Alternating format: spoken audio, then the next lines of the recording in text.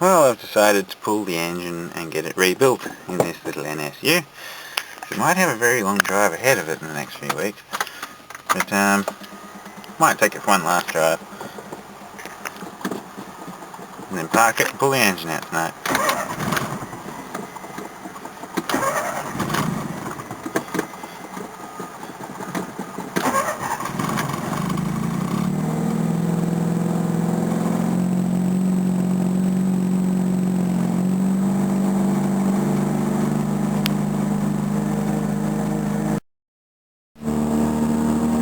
I figured I'd take this silly little thing for one more drive, considering I paid for rego.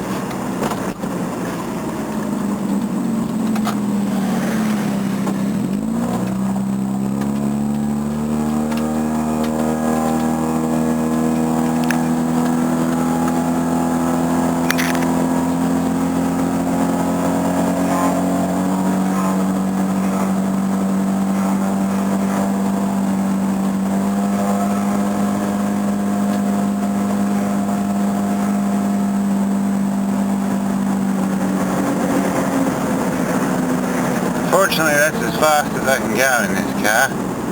Brakes are a bit screwed.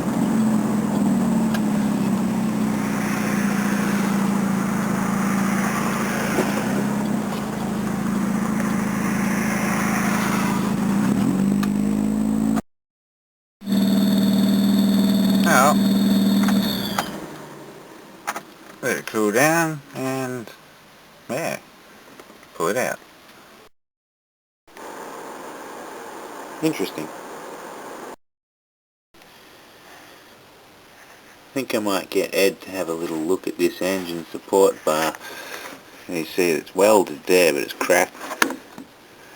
I'll get him to make it all look like new. Because yeah, it's pretty pooey.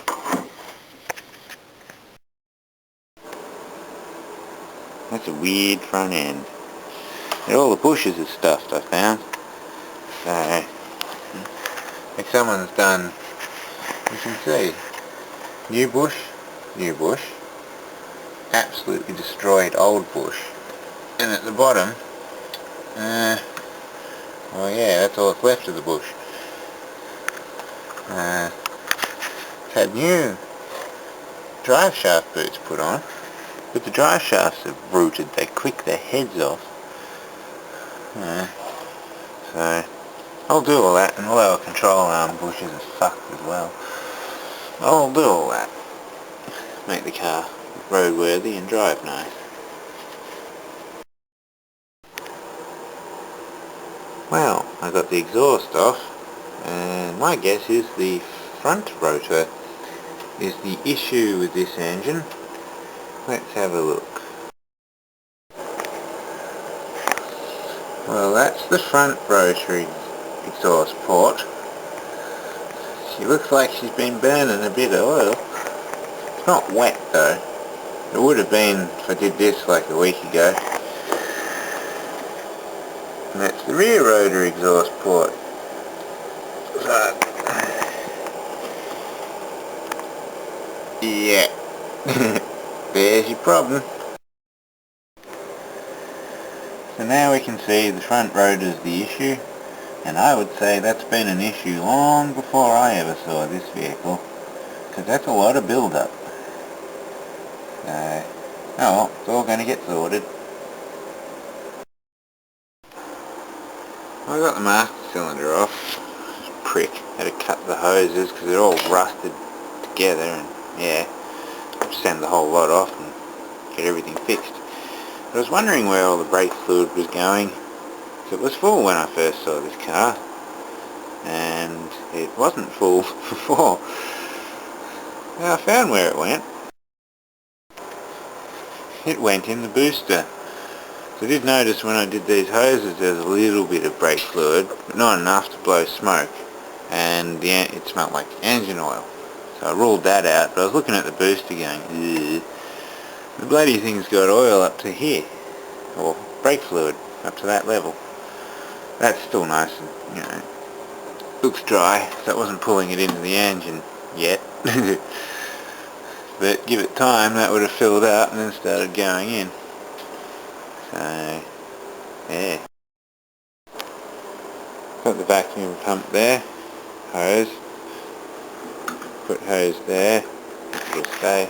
Usually need 2 hands. Pump the pump. Oh, that's never good when you can do that. I might see about sending this booster off and getting it rebuilt.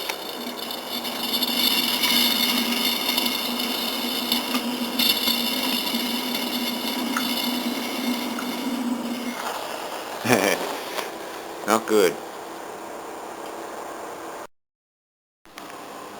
Well, I got the drive shafts out. This one just fell apart. Just slipped straight out, so I pulled the boot off just to show for video. The grease is now just some sort of metallic paste. There is a snap ring in there to hold it in, but obviously it hadn't been done correctly. And it's got brand new boots on it. This is the shit that pisses me off. Oh, it's not an easy job to get these shafts out. You've got to take, you know, the entire, everything out. They've done the boots, as you can see, they're fairly unused. They've probably done 1,000 kilometres, if that. But the CV joints are completely fucked. And since it's got inboard brakes, if you hit the brakes hard, if one of these takes a shit, you lose your brakes, you know. So, if the boot's split, I always say put new shaft in or get the whole CV rebuilt by a professional. So I'll send these off to A&F Drive Shafts. They will rebuild them and give a warranty for a good price. So there's no point just putting a boot on, because if the boot's gone it means it's already done its time, and then dirt and water's got in and all the grease has come out. The only time you do a boot is if you see it's just about to go, like cracks around in the inside or on the edge. So I'd say these would have been well screwed, because you can see all the grease is slung out around there, and it's done it for a long time. These would have been dry. They've just put new boots on, filled them with grease, and off you go. Then the grease turned into a lapping paste and just destroyed everything, even faster. And who knows what that one looks like. Usually these are the ones that go bad. Slowly but surely getting there. Just got to unbolt the engine mounts now. And one oil cooler hose.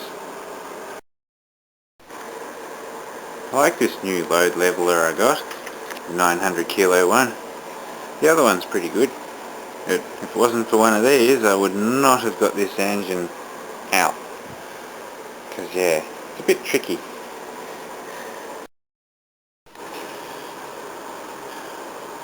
That's heavier than it looks, but it's out. Funny way, there's the engine, and that's the gearbox. Rotaries are tiny.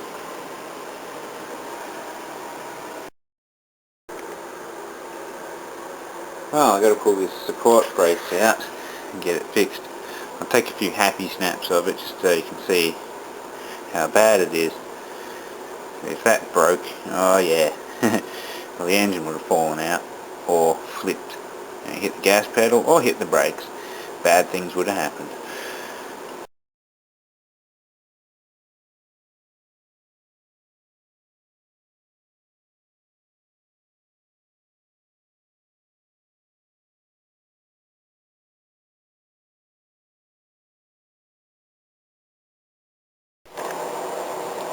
Well, I figured I'll do a video inside the exhaust port for you all.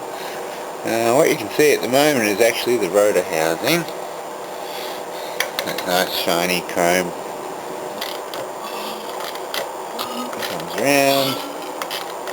Now there's the exhaust side, and it pushes it out. Gets nice and close.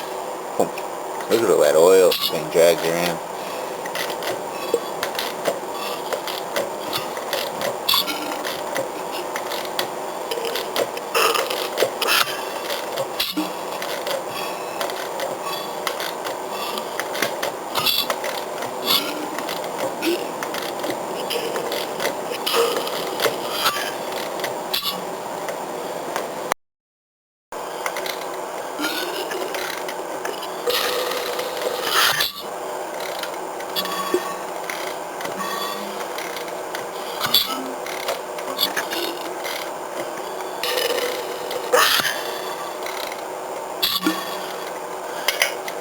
Get out here.